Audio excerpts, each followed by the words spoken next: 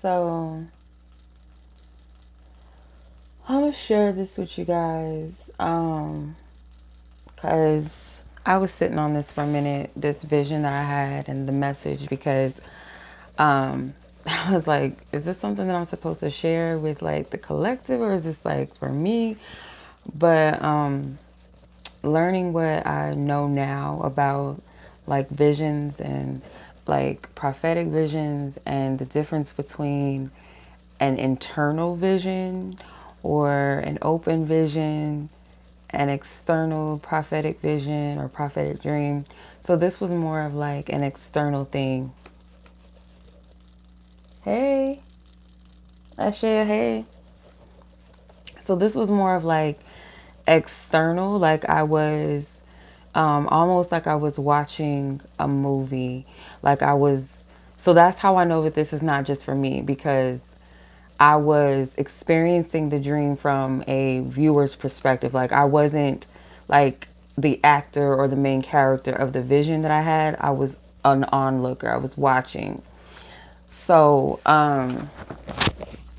yeah, I want to share these two visions that I had and give you guys a message. Now, what I'm about to share with you guys is very, very, it's very sacred. So not everybody is going to, this is not going to be for everyone. Not everybody is meant to understand it. It may not be for everyone or all, at the same time. It may resonate with you later down the line if you ever do cross this, whatever you watch this.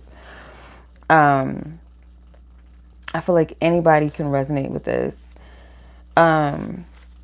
But this dream or this vision, it wasn't a dream, sorry. It was actually two open visions I had in the same day. So I have notes and I'm going to like break down with each significant aspect, because when I go, usually what happens is when I go into prayer, and I don't do this on purpose, I'll go into like a high state, like when I'm in prayer and I go really, really up there, like I kind of forget everything. I'm not paying attention to where I'm at. I'm up there. God will give me weird visions. And when I say weird, like not like freaky, scary, but it'll be visions of things that I can't make up in my own mind. They'll be strange. It's like weird symbolisms. So I have to recall and remember these things and write them down as I'm getting them, because they hold messages and significance. The only reason why I'm sharing this one is because it wasn't the visions that I was seeing. It wasn't like I was experiencing them as if I was, how you have a dream where you're driving the car, or you see yourself swimming, or you see yourself doing something, like you're experiencing it as if you're really there. The difference with an external prophetic vision or dream is that you're watching it happen. You're looking at a scene taking place in front of you. You're not necessarily partaking in it. And that's what these two visions were. The only part of one of the visions that had me in it, I'll share it at some point. Some things I have to leave out because some things are personal, so I can't share everything. But I do know that Spirit wants me to share this with those of you that it's meant for. So this is going to be a vision pertaining to marriage and union, but also how Spirit speaks is not always just one-sided. Spirit will speak in double symbolic meanings. A lot of things are symbolic as well. So the union and marriage between you and God, or Spirit, Source, whatever you want to call the Creator. The visions that I saw were just, they were like miraculous, and I'm almost surprised that I didn't like pass out because what I saw, I've never seen things like this before. So I'm gonna like tell you, I'm gonna go into it. But yeah, before I do, you guys, I pray that you guys, really use your discernment. Be careful and sensitive to what you take in, because not every message is for you. I'm sharing this only because I'm led, because I would have just kept this to myself. I would have sat on this and just like kept it and dissected it, discerned it, by myself, and kept it to myself. So I had these two visions. I had one like around 11 o'clock in the morning, September 23rd. I wrote this down. I had this vision. I believe it was Friday, September the 23rd. Let me see. It was quite a bit ago. Yeah, that was Friday. So I had this vision at 11 a.m. or around 11 a.m. and I remembered to document everything that I saw. So in the first vision that I had, I seen two rings and they looked like they were intertwined. They were like gold wedding bands. I seen this like in my vision. And I'll go into what like the symbols mean. So on another part of the vision, I seen this book. I remember seeing a book in one of my dreams. It was an actual dream that I had, and I seen a book and it was like floating like in the sky. And that dream, I was an eagle. I was like actually flying. I could feel myself. I knew I wasn't a person in the sky. I felt like a bird. Like I knew I was a bird. And I seen this book floating towards me, and it had something with American symbolism on it. I'll probably have to break into code that dream another time. That is the only time I've ever seen a book in my dream. So in this vision, I seen this book and it had the word marriage on it. So I'm like, okay, I see where spirit's going with this. Because when I'm in that space, I'm more receptive. I'm not over analyzing. I'm not second guessing it. I'm seeing the pictures. I'm noting it. Okay. So I seen it and it had the word marriage carved on it. It was a big book. Spirit showed me, it looked like Eric and Ariel from The Little Mermaid getting married. I don't know why Spirit showed me that until I looked up what both names mean. That within itself is like some other stuff. I feel like that's more so pertaining to a covenant and relationship with spirit, which you do have to have in a divine connection. It's not going to be something that you and your person navigate all by yourself, trying to figure it out, especially if it's a divine union. I'll get into that further in a second.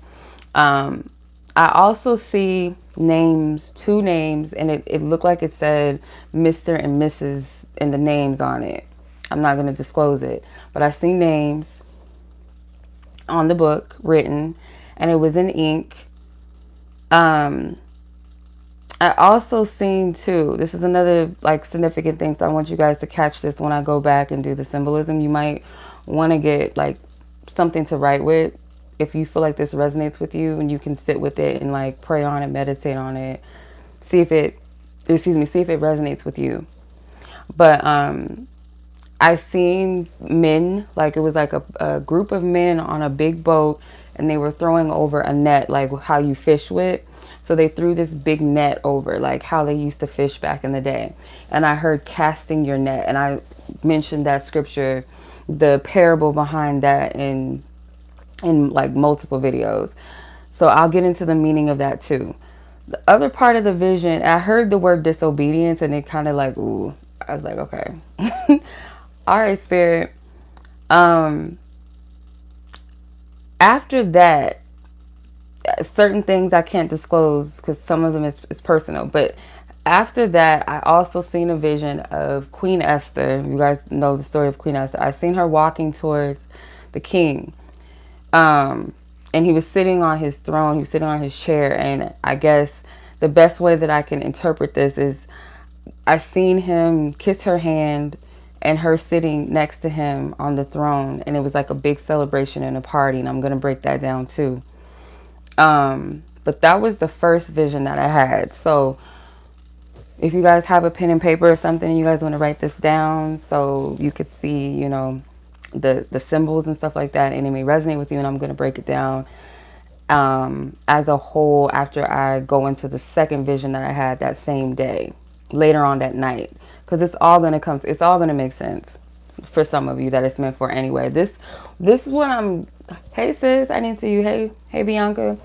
This, what I'm sharing with you guys, is very sacred. Like, I really didn't want to share this vision. Like, I probably told at least maybe one or two people about this vision because I feel like they could understand it, and you know, but this is not something that I felt like I should be sharing with people. But spirit was like, no, it's not something that you need to keep to yourself. There's certain things that you can keep to yourself because it's personal things in it, but for the most part the message needs to be shared, and those who it's for that take these types of things seriously, you're sensitive to spirit, you're respectful of things like this. I'm not sharing something like fortune telling, like I'm telling your future as in a means of that. This was something God gave to me. So this, like I said, I really wanted to just not share it for just anybody and people just to jump on it because they hear marriage or they hear divine connection, and just no, like this is, I hope you guys understand what I'm saying. For those of you anyway, you understand why it is sensitive. I don't share every vision and every dream, especially not one that God gives me, because I don't feel like it's meant for everybody to hear. Not everybody's going to respect the message. Some people just, it's just not for everybody. But anyway, so the first vision, the two golden rings intertwined, the wedding bands, symbolizes union, represents our covenant with God, a covenant relationship, a commitment, something that is never ending, unchanging, a unity of purpose, and God's authority. So the key things with that that really stood out to me was the covenant between God. When you get married, because God, source God created marriage, because it is a reflection of our relationship with our creator as well, between two people experiencing that in a kind of like a earth sense, like physical sense. So it is something that is very sacred and very precious to God, if that makes sense. The another part that stood out to me too as well, the unity of purpose. So this is a joint thing of purpose. Two people coming together for a purpose. And I said this in a couple of videos, like one of the major key things with a divine union that it must have is it must have a purpose and premise to why these two are joined together. It's never going to be just about you and this person. It's not all about romance and all of that. There's a premise, there's a purpose to it. Okay. That's not something that you try to force or make happen or you say what goes. It is something that is, it's something that you're called to. Okay.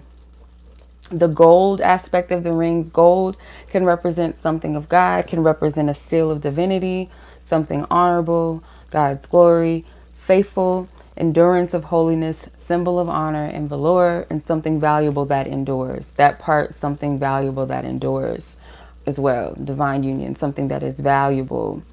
Again, the two, because there were two rings intertwined that can represent union. Prophetically, the number two can also represent witnessing, like a witness, like you're not the only one that is witnessing this. Others are seeing this. So witnessing or confirmation. That's what the two represents. Union, witnessing, or confirmation.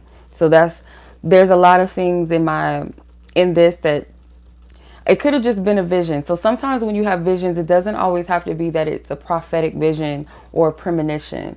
Sometimes it's like something like a symbol to get your attention, something to caution you, maybe something to pay attention to that you're not seeing, right? Doesn't always have to be a prophetic vision.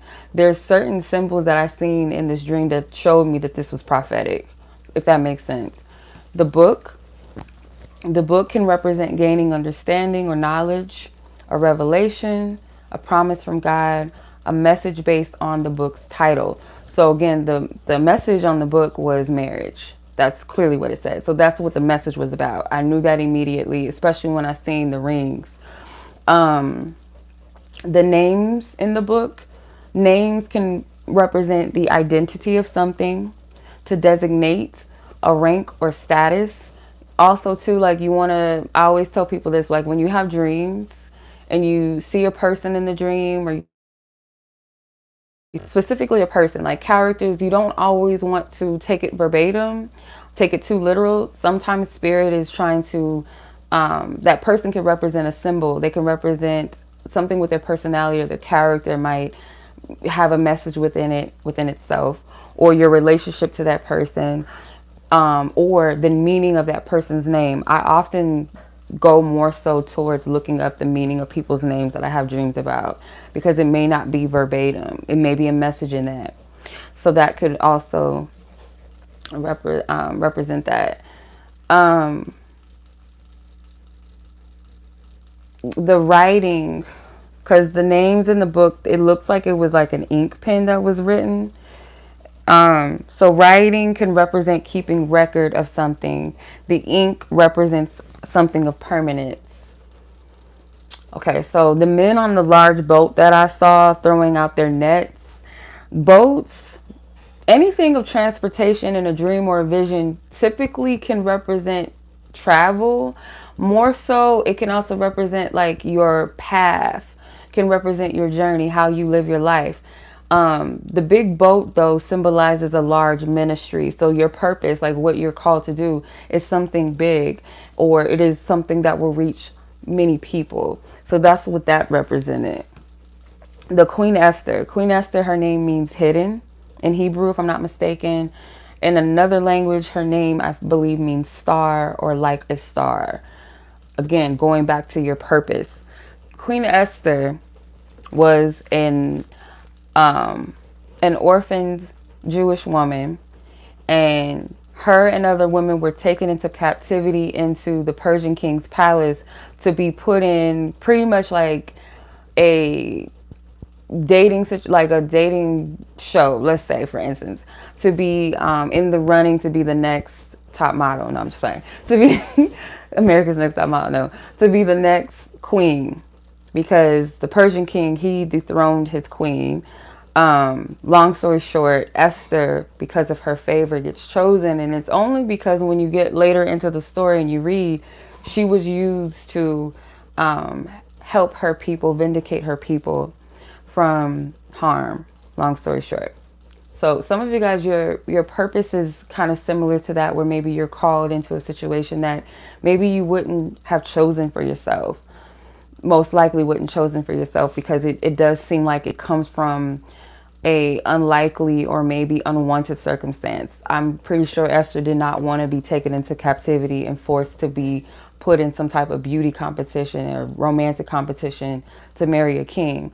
But she followed through suit with it. She understood her role, and when she used her status to help her people, that's really the purpose in it. So some of you guys, it could be something like that. Spirit was also emphasizing the clothes that she had on. It looked like she had like a purple dress on or something, and purple can represent like royalty. So I took that as royal attire. Anytime there's clothes in a vision or a dream, that typically represents your character, your personality, how you show up in the world. So the fact that she was in this royal attire, Spirit said a new identity, your status in a room. Your status is in priesthood, aka a high level of influence. So something with this union or this marriage is going to require you to present yourself and carry yourself in a different posture. You have a high level of influence. The higher level the influence, the more you need to be responsible with that. Okay. And how you present yourself. The party can represent celebration, obviously, and rejoicing of something. The hand kiss, I heard from Spirit, touch and agree. So touch and agree, to me, I heard favor and chosen. So whatever this is, like, you're not going to have to overextend yourself. You don't got to do too much to be noticed or be seen. It really is your energy. It is your favor, because it's already something that is meant for you. You're already chosen for whoever your person is, and vice versa. You don't got to do too much, right?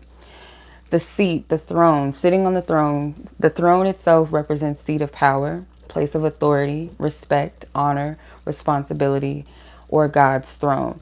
So again, where Spirit is saying, like, the way that you carry yourself, the posture of how you're walking and how you carry yourself, I feel like those key things will stand out to you. So if you're being put in a certain position of like a influence or authority, you've got to operate in respect and honor and responsibility in that position. Point blank, period. Okay, so that was the first vision. Second vision. Spirit picked up on this again. Like, it's almost like Spirit was trying to like beat it into my brain again. Not like that that dramatic, but trying to put it and get that point across in my mind, because that vision I had earlier that morning, I wrote it down, but I didn't fully understand it. Now the second vision went into a little more detail. So this was the night that I think I was leaving for California. Yeah, the 23rd. Yeah, that was Friday. Yeah. So like around 7 something, like 7-ish, I was praying before I left, because I like to pray before I travel. So I was sitting and I'm in prayer. And I'm going into that place that I go to where I'm just in spirit. I'm not focusing on anything. I'm not worried about what's going on around me. And my mind is there with spirit. Strangely enough, like y'all gotta bear with me because some of this is like, what the hell? Anyway, clairaudiently, I hear Jodeci. I don't know if you guys, some of you guys have heard the song, some of you have not.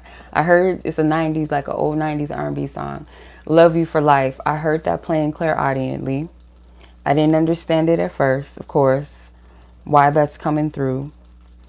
And then I see the music video starting to play out in my mind's eye.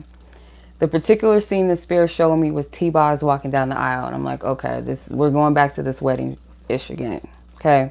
So if you feel led to, you can either listen to the song or you can go ahead and read the lyrics to that song. But that came to me. I didn't really fully understand it. Spirit showed me wedding bands again. These wedding bands that Spirit showed me again and it was being placed on my finger. And it was almost like, this is the part where I said this was the only part of my visions that it felt like I was experiencing it. Other than that, every other part of these two visions I was watching, I was looking almost like I was watching a movie. So I seen the ring being placed on my finger, and it had names carved into it, like the husband and wife's names carved into it. So wedding bands specifically obviously represent a covenant between partners, or it can also represent a covenant between God.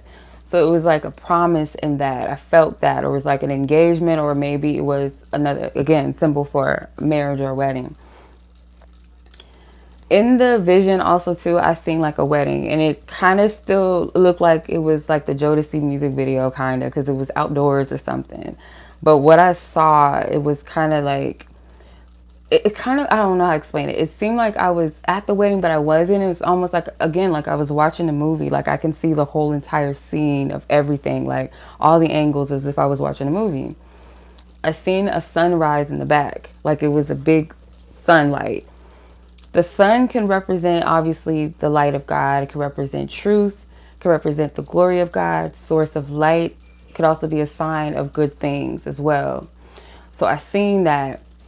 Now, this is a part of the vision that really like took me out, or should have took me out, because I've never seen anything like this. And that's how I know this is God, because I can't make this stuff up in my own mind. Like, just, I don't know. I wouldn't have think to seeing these things that I saw. So the vision that I saw looked like I was basically in heaven. I can't really, I can't describe this to you. I'm going to try to in the best form. The thumbnail that I chose to use for this video is kind of the closest thing, but it's not quite. I can't explain to you what I saw.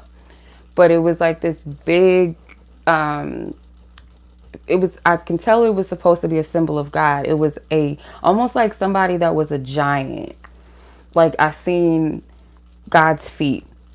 Never once in this vision did I see God's face. Even if I saw the full body, the face was covered with light. I couldn't even see it. I'm getting chills. And I almost want to cry because I can't explain this to you guys. It's crazy. It's like too much. This is far too much detail. But I seen feet first. And I knew that where I was obviously in a heaven space. Where God's throne dwells, it's the third heaven. The third heaven is where God is seated. So I guess I'm assuming that's where it was. And it was like kind of like it was like these big clouds. I felt like I was in the clouds, but it was a light in there. Like I can't explain this to you. It's crazy. I cannot. It's almost like it was like this golden light. My God, it was like this golden light that I seen. So the clouds can represent heavenly manifestation, glory, the presence of God. But I also took the clouds. For me, when I see clouds, that's like a prophetic symbol for me, because I take it as like a forecast. A forecast is like something, expected. You know what I mean? So that's how I took clouds as well. Then I seen a couple standing before God. Now, this was another part that I was like, I can't explain these things to you in a way that, because you're not going to get the full sense of what I experienced and why I say like, I know this was God speaking. Like there's no doubt about it. It was a couple. I don't know who the couple was. Again, it was like I was a onlooker. And it was two people standing in front of each other like they were like a wedding, right? But they were standing in front of God. It was so beautiful. My goodness. So the couple can represent obviously a God ordained union or a marriage. Like it's ordained by God. It's not something that you just went out and you just picked somebody because you wanted to be with them. It was something that's divinely ordained. It's orchestrated. And it's something that God approves because it's brought together by the divine. It's just so beautiful. Then there was a part of the vision where I seen it looked like the bride. Yeah, the bride first. The bride first wrote down her name, like she was signing her name in this book. I'm assuming it's the same book, the marriage book that I seen. The next part of it was the groom started writing his name down in the book. I didn't really understand that, so I had to sit with that a little bit. But writing again can represent sealing something, making it permanent. So that's sealing the commitment, them honoring it. And it can also represent that this, for those of you that this is for, that it's written in your life story, in your life book, that you're going to have this ordained union. And that's like, I want y'all to understand it's not no lightweight stuff. Like it's something that is very divine and to be taken with much reverence and honor and humbleness and gratitude to have that. I like really want to stress that to you. Like this isn't no lightweight stuff. It's really not. It is really something to be grateful for. It's beautiful. Anywho, then I seen a lion stepping on a serpent, and I understood what Spirit was saying. It was a scripture that came to me, Luke 10:19, and you can look that up if you want to, the meaning of that. But the lion, what I got from that was the Lion of Judah, power and strength. The serpent obviously can represent the enemy or some type of dark force. But if you read that scripture, it'll tell you like what it's talking about.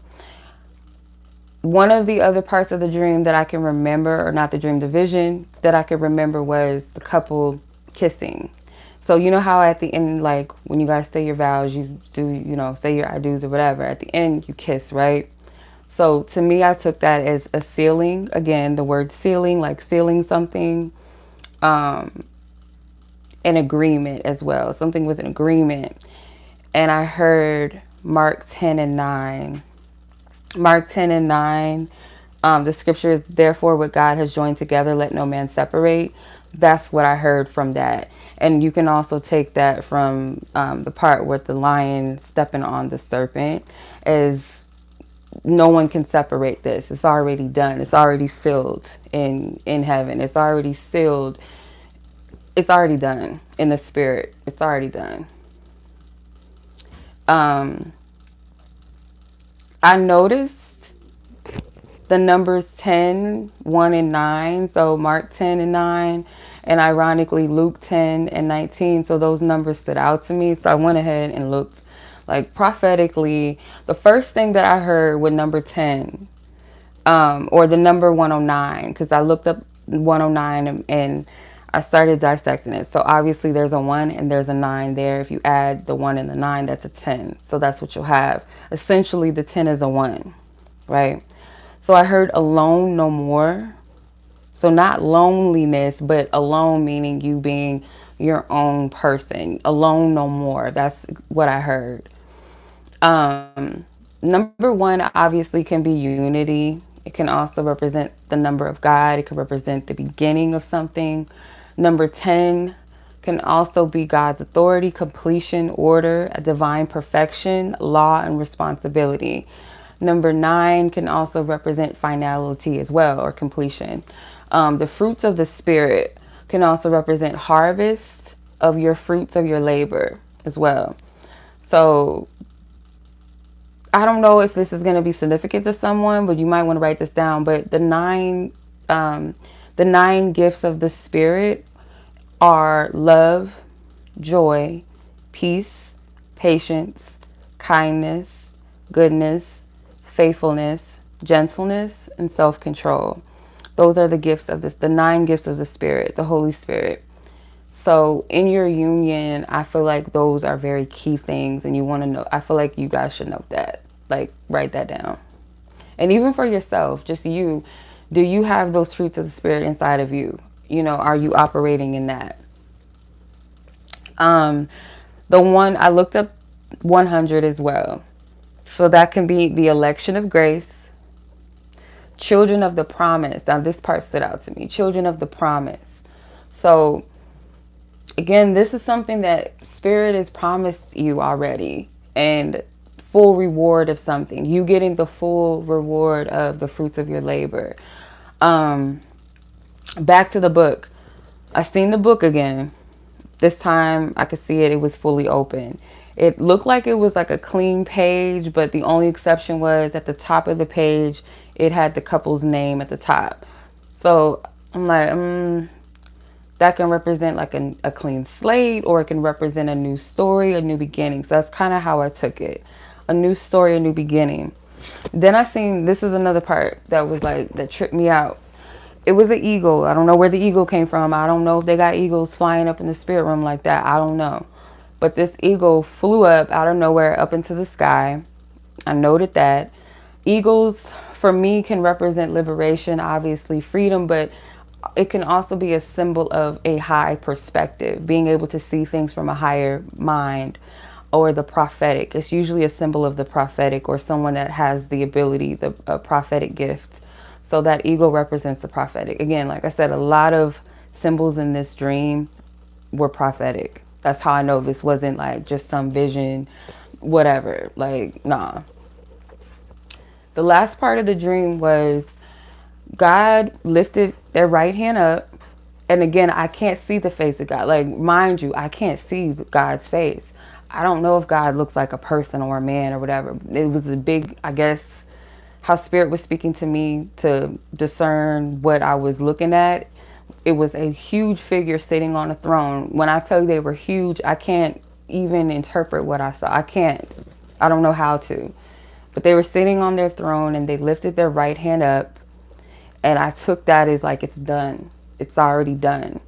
So the right hand of God, or the right hand, period. The right hand is a symbol of power and authority in that hand. That right there, what I saw, I wrote down oath of allegiance, ordered and established. That I heard like clear as day, like that is, it's done, it's finished, it's already done. So God said it's done. So there's no, oh, it's not going to work out with this person, there's going to be a replacement, that type of stuff. No, that's not. If God said it, it's done. God is not a person or a human. They don't operate how we do, where we'll make a promise to somebody and they'll be like, well, I changed my mind. Oh, I don't want to do that. That's not how God works. If God said their word, they can't lie. Their word is already established. It's already done. So, yeah. Long story short, this is for you. You'll know in your heart, like, you just sit with it. You'll sit with it. And a lot of times too, like what I got from the couple being in heaven together, like getting married before God, what I got from that is it's already done in the spirit realm. Everything happens in the spirit first before it manifests in the physical. Nothing manifests in physical form first, and then it's like, that doesn't make sense. So as above, so below. It's kind of what I saw, with the exception of like, it was just one hand up. So it's already done. I don't know how else to say it. So whether you know who your person is or not, like, you don't have to know. Maybe you do know. And if Spirit is giving you that, that is something for a reason. Because sometimes we can take that as like Spirit's trying to, like, God or Spirit, whatever, your spiritual team is like messing with you, messing with your head. They want you to be crazy. Or why would they tell me that? You gotta be a little bit more spiritually mature than that. You got to ask yourself, okay, if this is something that Spirit has placed in my hand to know, that obviously means that Spirit trusts me enough and there's a purpose or reason. Like, obviously I can handle that information. So Spirit, why would you tell me that? Oftentimes when Spirit gives us prophetic like visions or a download of something to come, it's to prepare you, right? So when you get that type of information about who your person is, it doesn't necessarily got to be like, oh, I'm telling you this because y'all have to be together tomorrow and it's going to happen, or I need you to start trying to, you know, let this person know, or try to like provoke and like move things ahead. Because all you're going to be met with is challenges. All you're going to be met with is blockages because it's not time yet. So Spirit revealed that to you more so that you can prepare, not obsess, not worry about it, not trying to make it happen on your own time, your own dime, but to prep you. So whatever preparation looks like for you, that's why I said, like, you're not going to get all of these things from a tarot reader or somebody else outside of you. First, you got to establish a relationship with God. And I know that that word is very triggering for a lot of people due to religion trauma around religion, trauma around being in church and all of that. I get it. Like, trust me, I get it from experience. I know how y'all feel. I used to, this was me being like kiddie poolish and foolish and being in that wounded space where that word would trigger me and I would cop out and use the word spirit a lot. For me, when I say spirit, I'm talking about the Holy Spirit. So the Holy Spirit is a aspect of God, yes, source God. And when I say God, I'm not talking about a religious God. I'm talking about source of all things, the presence, the omnipresence of God, like that. That's what I'm talking about, that source power. I'm not talking about a religious God, a religious being. Even though I do resonate with the Bible, I look at the Bible from a place of symbolisms and parables and prophetic insights and things to come. I don't look at it how most people do, and from a place of fear, doom and gloom. I don't look at the Bible like that. Not anymore, at least. So I always stress to people, you got to have a relationship with your Creator. I would challenge that, because like, you're not going to get anywhere, and sometimes Spirit will block you from getting the answers that you really need and that you seek because you're trying to get it from somebody else, and that person may not be called to tap into that. Be grateful if someone is not always able to tap into everything for you, because you want to keep some things secret, or sacred rather. Spirit is the one that is doing all of this, so why do you feel the need that you got to get it from somebody else? You got to sit and watch 12 readings a day or 20 readings a day or pick a card readings to get an answer. Sit with yourself. You may not get the answer right away, like, and that's another thing too. Like, we can be addicted to cards and stuff like that because we feel like it's going to get us and give us an instantaneous message. And these cards are just tools. You're not to make them an idol or a god over you. And I had to stop reading for a minute because I was doing that. I was seeking information out of cards, which is foolishness, because God is my source of everything that I need to know. Everything that I need is already there inside of me. I could just tap into it. It might not come immediately when I want it to, but it will come when I'm in the place or the energy receptive enough to receive it. And sometimes what you're seeking, it may come in a way that's different. So you might be seeking information, you're looking for signs in the waking life, you're looking for a number, you're looking for something on a billboard, but you might have a dream that gives you that confirmation or that clarity or the answer. Something as such as marriage is not something that should be taken lightly. It's not this fairy tale, light and fluffy story that it's all about romance. Marriage it requires a stewardship. It requires discipline. It requires you dying to your own ego and dying to your own desires sometimes. Being able to show up for someone else, even when you don't want to sometimes. Like, you know, you got to really break it down that way, because you're not always going to be happy. The honeymoon phase, you don't want to be stuck thinking that's all that marriage is. Can it be beautiful? Yes, where you can be with someone that honors and respects you and vice versa, where you're not forcing yourself to love somebody. But there's going to be times where, you know, because you're an individual. They're an individual. You guys have your own personalities, your own traits and ways about you, you know? And I'm grateful that God allowed me to be a part, or at least a witness, I should say, to one of my good friends' journey where she was stuck trying to figure out who her person was. She was questioning, was this person her person, and was that person her person? And um, this is probably not everybody's situation where you will go to a reader and they'll tell you that somebody's not for you, but you know your person's coming, or that maybe they might confirm that it is your person. I'm very careful with things like that nowadays, where I don't like to tell people it is or it is. I have to be careful with what I say.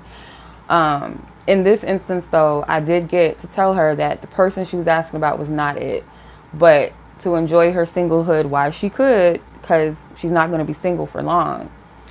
And in this message, I got a similar thing, that alone no more. You're not going to be a single person for long, not much longer. So God's timing is not our timing. So don't stress about, okay, that means it's going to happen soon too. It may happen sooner than you think, or, you know, you just got to just let it be, right? Because divine timing is the perfect time. It's always perfect, right on time. But I'm grateful that I could be a witness to one of my good friends. She's now married, and I helped them with some things, and I feel like I wasn't even qualified to do that because I'm not married, so I don't know what the hell I'm talking about. But it's not me, it's God using me as a vessel to help. So even with that, you're still going to have challenges in your marriage. You guys are not going to be just because you're divinely put together doesn't mean that it's going to be perfect, or that whatever you're, you know, dealing with on the inside of yourself is just going to go away because you're married. That's not how it works. Same thing when you get into a relationship. Anything that you're carrying with you, you're going to carry it into the relationship. So we might hate to hear this, oh, divine time, and, you know, be patient. And we might also get triggered and get annoyed hearing that we got to heal. But healing doesn't have to be like saying like you got to be perfect to be in a marriage, or it's not going to happen until you're perfect. No, there might be certain things that spirit can see that is a hindrance to what your marriage is about, or, you know, being able, do you still have pride? Are you still selfish? Because that's not going to work in a marriage. You can't be prideful. You can't have stubbornness in you, because it's going to be like some issues there, obviously. Do you have issues with standing on your own 2 feet? Are you at a place where you don't know what your purpose is? And then, you know what I mean? Like, you get into a union and you're thinking that this person is going to be that, which is going to fill all those boxes for you. And then you're still going to be disappointed because they're not supposed to do that. That's something that you got to do on your own first. There are going to be certain things that when you come into union that you both may be benefiting each other to heal, you know what I mean? Or you guys are able to help each other, or activate each other into some sort of healing. But if spirit is calling you to focus on certain things, it is for a reason. And that word prepare is very important. Even if you don't know who your person is, if you're not one of those people, because that's not everybody's situation where spirit reveals that. I truly believe that some people can't handle that information. So it's not a good idea to reveal those things. But for those that don't, your preparation phase may look very different. It could be spirit preparing you through your heart, preparing you for your marriage, your union, by you focusing more on your purpose, or whatever it may be. It can be endless things, because we're all unique. None of us are exactly alike or the same. None of us have the same exact traumas or wounds, or the same exact callings or purposes or gifts or talents. So whatever spirit's calling you to focus on at this time or to do, and if you don't know, all you got to do is hit spirit up. It's not hard. You just got to make it a habit. God should be the center of everything that you need. The center of everything. You don't want to go into your marriage or your union expecting your person to fulfill everything inside of you. And if they don't, then you just feel like you're just purposeless, or you're not good enough, or you know what I mean? You want to go in with a divine identity, knowing who you are in the divine first and foremost. Because you're not going to really know what your contribution is to your marriage if you don't know who you are. You're not going to know.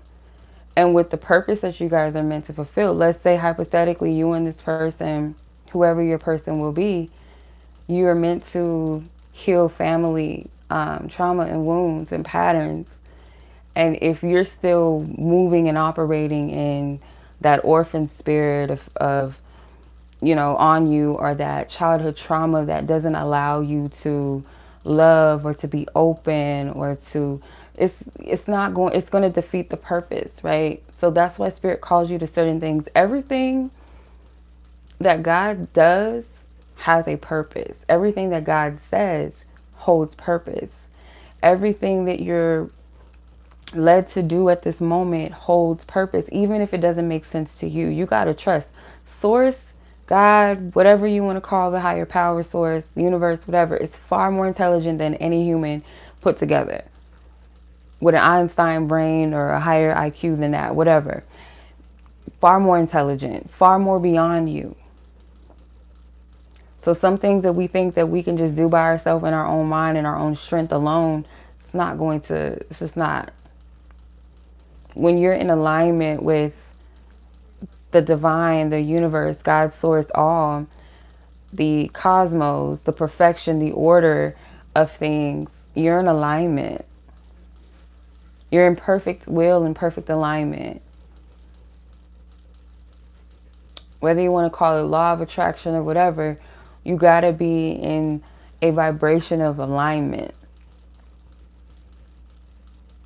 If you try to do things out of force and control and out of anxiousness, out of fear, out of desperation, you're out of alignment.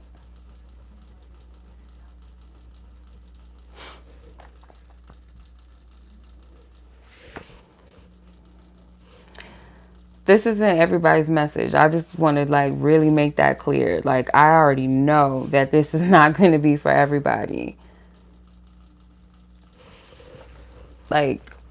It's not going to be for everybody. If you don't understand it, it doesn't make sense to you, or you feel like it's some BS, it's not for you. It's just not.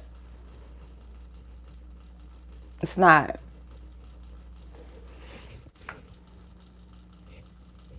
And I really feel led to say that if this is for you, and because the word disobedience came out, and that word is very triggering as well. But if Spirit has been really knocking on your door, trying to get your attention about certain things, and you've been led to whatever it is that you've been given to do, or you feel like Spirit's okay, I should write that book, or Spirit is saying that I need to eat better, but I'm still doing this, I'm still doing that. You'll already feel that conviction inside of you, okay, I know I shouldn't, or I know I should be doing this right now, but I'm procrastinating, I'm making excuses. You don't really got much time to do all of that. I'm telling you, I don't know why I'm being led to say this. I really feel like for some of you, you're not going to be single for long. And when I say not single, that means singleness into going into marriage. Whatever that marriage looks like. Hey, Wild Seed, it doesn't have to be a say yes to the dress type of wedding. It could be just whatever it is that is sacred and divine that you guys are guided to do. It's going to happen. It's going to flow naturally. Everything is going to flow into place. You don't have to worry about all the extra stuff. A divine union is not about the aesthetics and all of that. That stuff is just it's just an adornment, you know what I mean? And you want to celebrate it how you want to celebrate it, right? But that part is not everything, though. You want to make sure that it's based off of a solid foundation as well before you just hop on it and just focus on, okay, well, my ring, or what am I dress gonna look like? Yeah, you want to plan all of that. It's going to be something special. You want to remember that. You want to be able to remember it.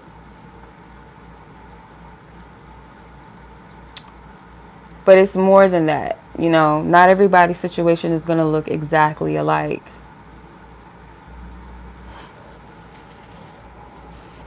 So you're not going to have much time before you get married. You're just not. I feel like for those of you that it's for, and everybody's timing is different. Everybody's not going to get married at the same time, the same month, same year, and all of that. It's when it's your time. Let me emphasize that.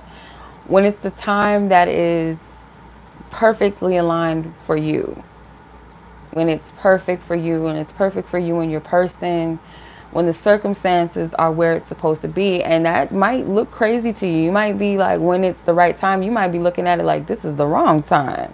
Like, this is couldn't even be any worse, right? But see, God is intelligent. I'm telling you, like, we be thinking like we know everything. We really don't.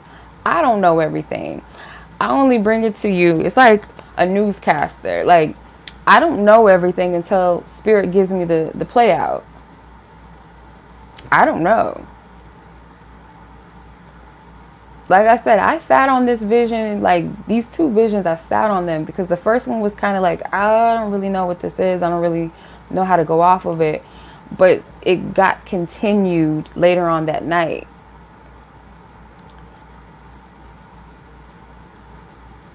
It continued. So,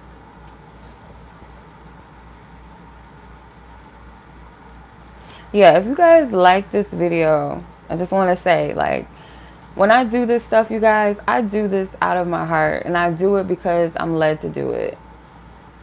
If I had my way, I wouldn't have shared this because I feel like it doesn't need to be shared with people. I just feel like sometimes when I come on here, I feel like I waste my breath sometimes. And I feel like people really disrespect things that are, you know, for me, really very much so taken with honor and respect for my creator. And I really just like, I don't want to share this. I feel like people just don't respect things, or they don't respect, you know, what I feel like I'm guided to say on here. Like, I could just keep this shit to myself or keep it, you know, between me and people that I'm close to and share it with them. But I know that that's selfish. That's me being prideful and maybe even a little bit pessimistic. So I just have to honor it.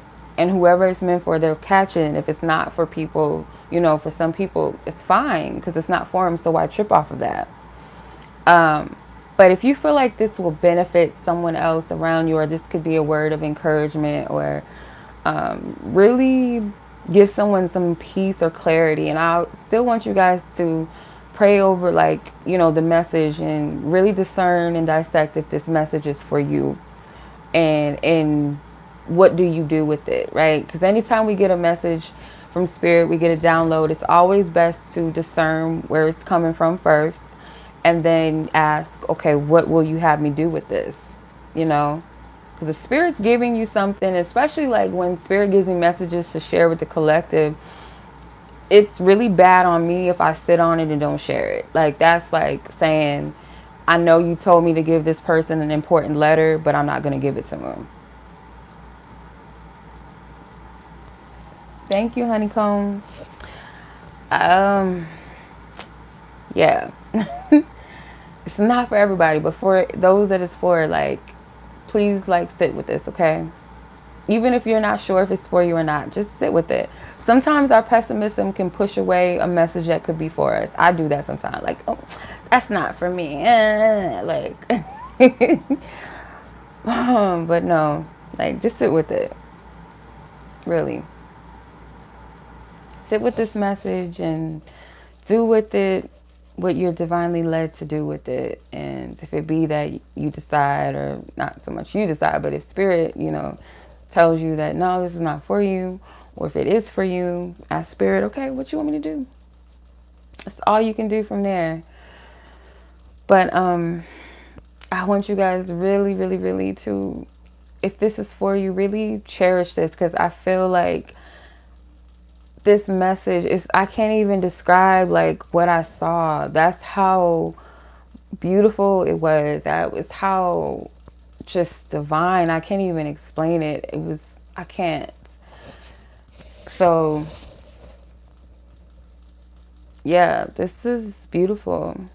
And some of the things I had to leave out because they're personal, and that's not meant for me to share. So, but the point of like the whole like message within itself, it still stands. It's still the same, that there is a divine ordained union for you. And I feel too, again, like with spirit speaks in symbolism. So it's not only just literal in that sense about marriage, but spirit was also showing a wedding on earth. I seen that, but also a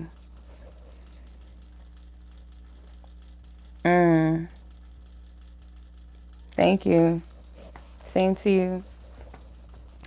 But also the couple that was in heaven getting married, that is also a double meaning. I feel like it obviously represents it's already done in the spirit and it's already ordained by God, but also that represents a marriage between us and our creator as well, which is going to be the foundation of your marriage. You have to, I cannot stress this enough. You got to have a relationship with your creator. You have to. Spirit, source, God, whatever you want to call the creator that created you, that brought you here, that source of power, that divinity inside of you. You have to have fellowship and relationship with it. You cannot just not have that. That is going to be the foundation. Because a lot of things that you don't understand, or that you may not be able to see, the solutions to certain things, or, how to move and walk in your relationship, your marriage, or how to love your partner, or how to work on things, if you guys don't have that divine intelligence to guide you.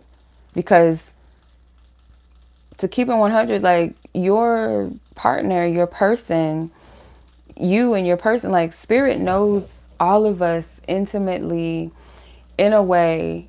Even if we don't have intimacy with our creator, they know us beyond ourselves, beyond our mothers, our fathers. They know us through and through. They know everything that's in our heart that people can't see. They know what's in our mind. They know what we're going to say, what we're going to think before we even do it, what we really need versus what we desire, or what's a real desire in our heart. Like who's for us, who's not for us, what the purpose is, what the plan is. Our creator knows all of that. So when you feel like you're struggling and you don't know what to do with your person or your marriage, you don't know how you should do this, how you should do that, that's why God is got to be the center of it. And that's what the vision was also emphasizing, is that God joined it. God is the center of it. Point blank, period. And don't think that just because that is so, that you're not going to be faced with challenges or spiritual attacks, especially anything that God touches and agrees with, or God has anointed, ordained, or blessed. Don't think that it's not going to be attacked. That is a given. And that's just, even you as a person, like you on your own, you can probably attest to this. I know I can, that when you're moving in God, you're going to get attacked. It's just a given. You're going to have people that try to come against you. You're going to have people that may abuse and use you. You may go through some challenges. You might have some battles that you face, some spiritual warfare. That comes with it. So even more so when two come together, that's a powerful thing. So that's why you see marriages getting attacked a lot. You see a lot of cheating and all of that happening, scandals and stuff like that. People trying to come in and or attack it, or try to demonize marriage, make it seem like it is a prison, or it's something that is like just, it's not realistic, or it serves no purpose. That's a lie. The enemy knows that. But nowadays everything is about sleeping with everybody and having multiple partners and do what you want to do and sleep with this person. You only got one life to live. Like all that, like just like really ruthless stuff. And that's not going to get attacked. Why would that get attacked? That serves an agenda. That's not going to be messed with at all. Like that stuff is promoted. It's getting promoted. It's getting glorified. Like that lifestyle, the player, the hardened-hearted women and men of society, oh, trust nobody, F this person, F them. self-glorification, like, yeah, that stuff is going to be highly promoted and glorified. But love to some people is it's vulnerability and selflessness and compassion and patience and discipline is demonized as weakness. It's demonized as boring. It's lame. Toxicity is the thing. And anything that's not toxic and does not promote toxicity is demonized. So when I say this, because again, when I talk about divine unions, I understand the weight of them to an extent of it's not all about romance. It's really not. It's beautiful. And the love that you do share in hindsight is meant to bring forth some type of healing and some type of, and it's not going to be the only means of bringing love into the planet, because there's a whole nother agenda as well, when love is concerned. And when I say love, not just romantic love, but just unconditional love and love of compassion of humanity, that within itself, you know, so many of us have been through so much and been so broken that we're kind of like in this matrix of all for self, being egotistical, being vain, being conceited. Like it's like without even realizing it sometimes, right? Even if it's not your intention. But what God brings together cannot be separated. And that could stand as, divine connections with friends, family, your soul tribe, like humanity. No. And that might sound corny to some people, but I know that is the case. I'm not going to fall into the society of this darkness that we live in. I'm not going to fall into that matrix because I know it's an agenda. I know it's from the enemy. It's not. It might seem like evil wins. It might seem like evil is the way to go sometimes, but it's not going to prosper in the end. It's just not. So, yeah. I'm excited for y'all because this year, like Spirit told me a few months ago before the year started, and I said this a few times, that this is the year of like divine connections and unity. And if it's not people getting married, then it's people possibly breaking up with those that they're not supposed to be with so that they make space for their person and make space, allow the person that they were not supposed to be with also to find their person if that's what's meant. But this is the year of divine union. 222 Genesis. Oh, before I forget, I wrote it down in my notes, to look into Genesis 2 and 24.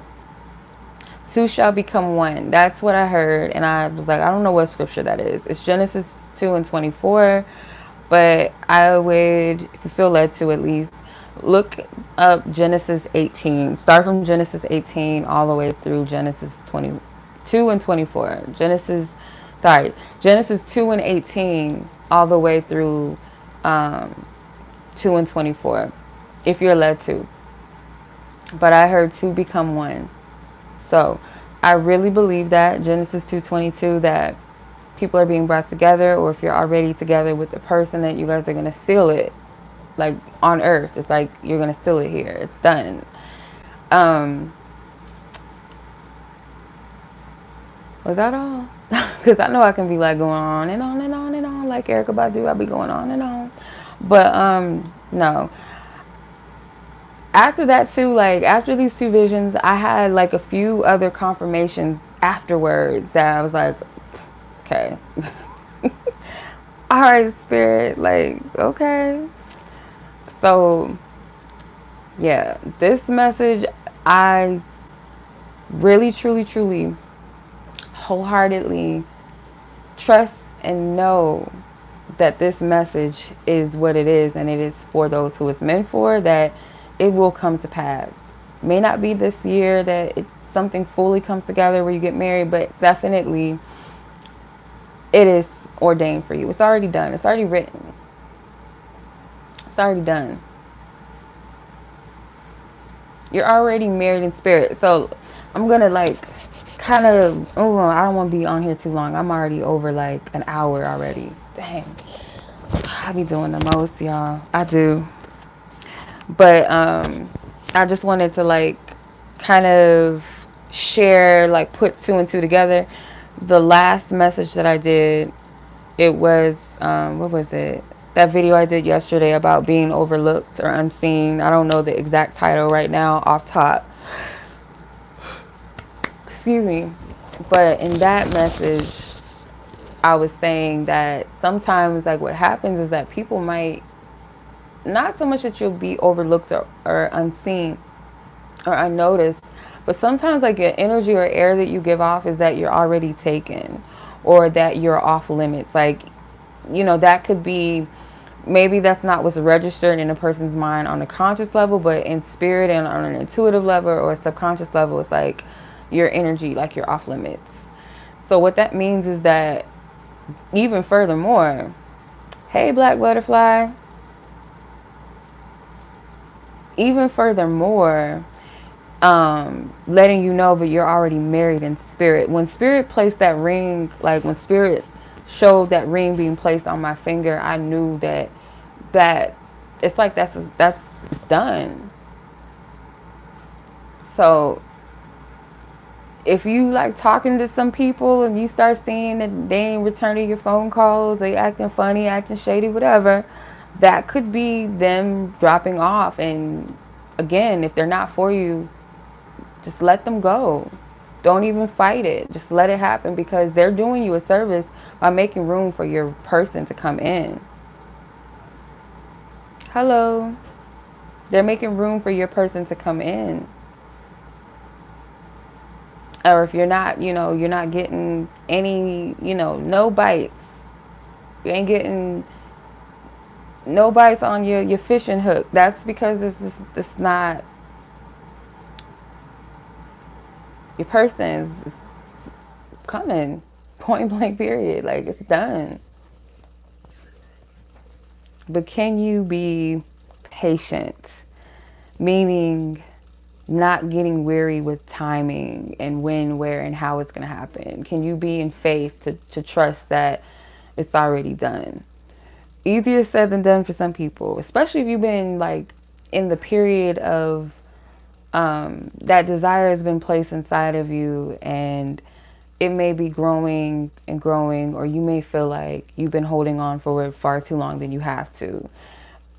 Really, it's very testy, but when it feels like you can't wait anymore, or it feels like you're about to break, that's usually when the blessing's very close. Because it's like a birth. Like, you have contractions, the pain starts getting real tight and pressuring right before you give birth to your baby, right? So same thing with you're birthing something out.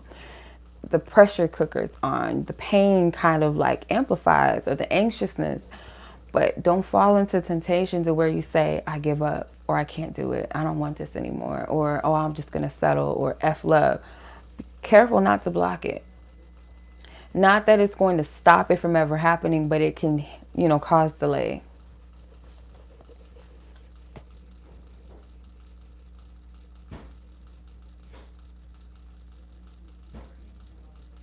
It can cause delay. You don't want to do that. You don't want to miss the season that it's already like your harvest is already there. You just got to be ready and prepared to like pick it. And I keep hearing preparation or prepare. And honestly, I've been hearing that for about 2 years. During COVID, I felt like, okay, I felt so strongly that it was like, okay, I'm preparing for something. But in my mind, I was thinking that it was going to happen like within a week. You know how sometimes, that's why I say, like, when spirit gives you those downloads, those insights, sometimes we can get ahead of ourselves and feel like it's going to be a now thing. And some words are a now word, but it's not always the case. Some things have to just unfold. So fast forward 2 years later, still that message of being prepared. You know what I mean? What that means to you, you got to ask spirit, what am I preparing for exactly? Or if you already know what you're preparing for, like let's say for your union, or you meeting your person, or you coming together with your person, or coming back with your person, or if you're already in a situation together, then the next step of that, right? But how do you prepare is the most important thing. How are you preparing yourself? And that could look like, I need you to focus more on your purpose. That could look like, I need you to eat healthier. That could look like, I need you to write this book. Or that could look like, I need you to cut some people off. Your preparation is going to be different from the next person and the next person for you. It's just what is spirit requiring you to do. Yeah.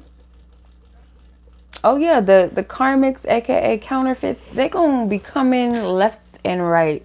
Soon as you're like almost there, they gonna throw something at you, something that looks the part, feels like the part, talks the part. Oh, it's inevitable. You gotta stay, you gotta be aware, you gotta be discerning, gotta stay vigilant. Because if not, you can fall into a big ass booby trap. But gotta be careful entertaining them.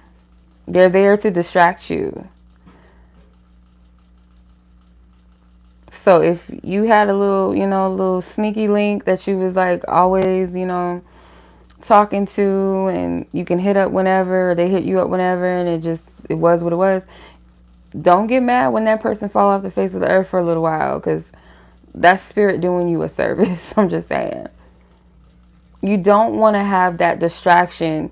And people do this thing where, because they don't want to be alone for a time, or they want to be able to still get it in, they'll keep that temporary person around until the real things come. But the problem with that is that you're yoking your energy with somebody, so therefore your energy is split. You're not going to be fully available in your heart, your mind, or your time physically, because you still got that energy going on. So if you're led to cut it off, spirit's going to make a way. Like, that's a given. Anytime that I didn't know how I was going to get out of a situation, or how was I going to break up with somebody, or how was I going to let go of a friendship, even though it could have been something that was a 10-year situation, there are certain situations I never thought that I would be able to get out of. I just didn't see how it would happen, because I'm looking at things, well, what is my family going to think? Or, oh, I've known this person for so long, and all these excuses, and you start projecting out into the future that hasn't even happened yet, and it causes that fear for you not even take the step. So if spirit is guiding you to release something or loose something out of your hands, and you say yes to that, it's going to happen naturally how it's supposed to. It's just going to happen naturally. You don't got to do anything. Sometimes people will take the step and leave your life. Oh, some people ain't ready to do that. Some of y'all dropping off like flies. You're not going to always feel like you're ready to do it, but deep down in your spirit, you have to do it. Like, it's a feeling of knowing, like, I got to do this. I don't know how, but I got to do it. You got to make space. You can't have stuff in the way. You don't want to miss out because you're stuck in a timeline. You're stuck in fear, or you're stuck in, oh, I don't want to be, and I do this. Maybe me saying it will be freeing, or maybe help somebody else. But I have a thing of like, I don't want to be wrong. What if I'm wrong? What if I'm wrong again? Or what if I think it's this and it's not? Like, you got to let that go. That's a fear.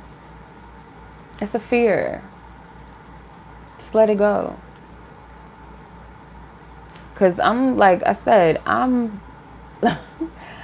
really be checking myself, because I have this thing because of maybe what I've gone through before. And I'm sure, like any human that has gone through things very similar time and time again, it becomes a pattern to where you say, oh no, I don't want to experience that again. So you get fear arises sometimes. And for me, like, I need things to be like clear, because I'll be like, maybe that's just a coincidence. Maybe I'm tripping. Maybe I'm projecting. Like, I be checking, because I know how deep the rabbit hole can go with stuff. Like, you could be thinking something is something, or you be thinking you seeing this and that. I seen people project onto me, and I'd be like, where the fuck did you get that from? Excuse my language, but where'd you get that from? I don't get it. I don't know what you're seeing.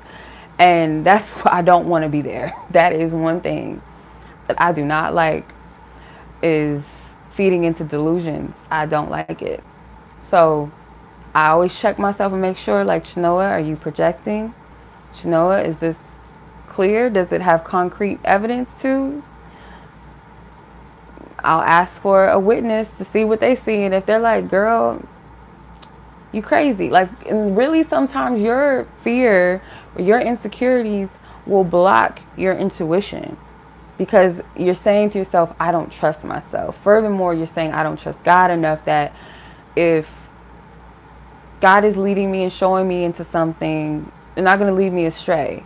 If it's my own flesh, God will correct me and show me that it's my flesh. But do you have enough, are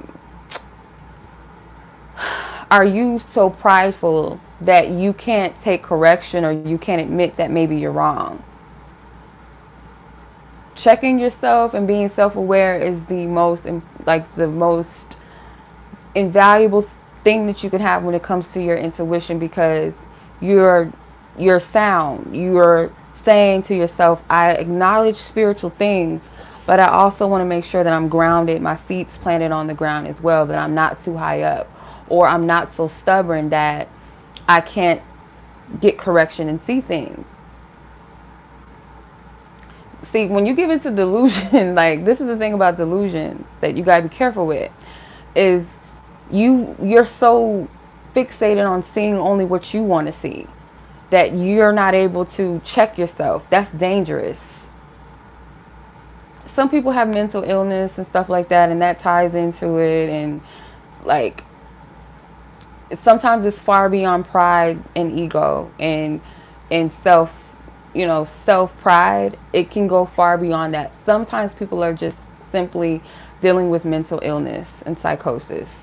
So their brains are wired to see things that aren't as they are. Their mind is kind of warped.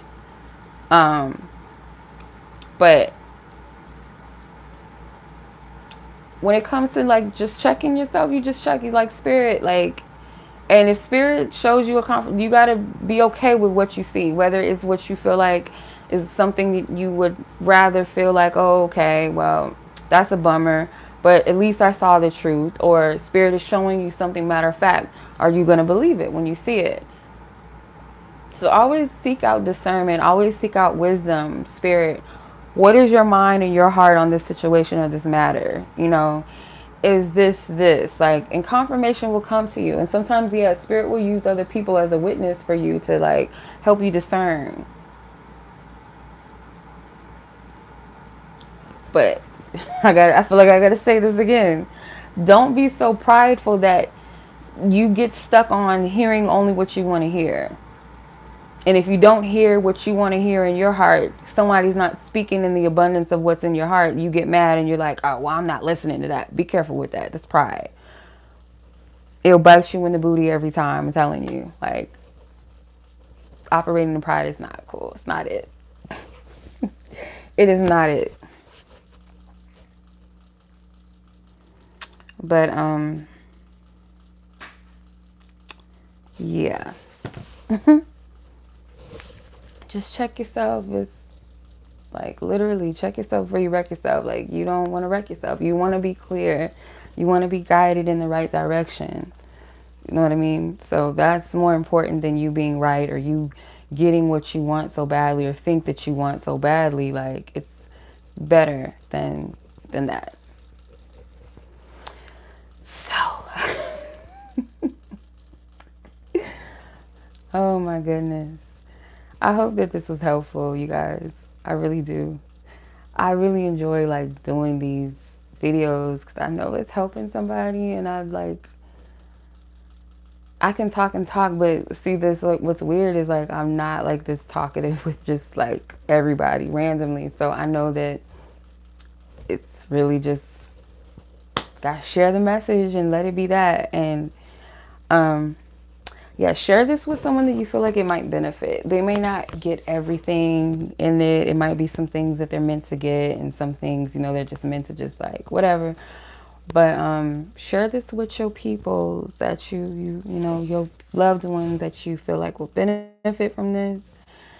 And my aunt's calling me, so that's my cue to go. So much love as always. I appreciate y'all. Be blessed, be safe. Y'all enjoy the rest of your day, your evening, wherever you are in the world. Peace.